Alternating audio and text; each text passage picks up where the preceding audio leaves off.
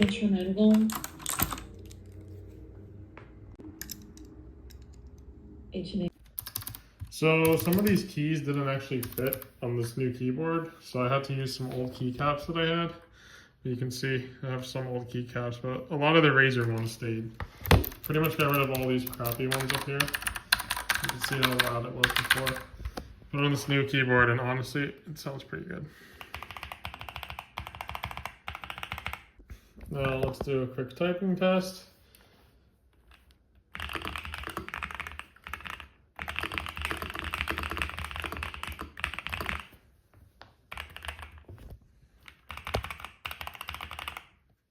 Amazing.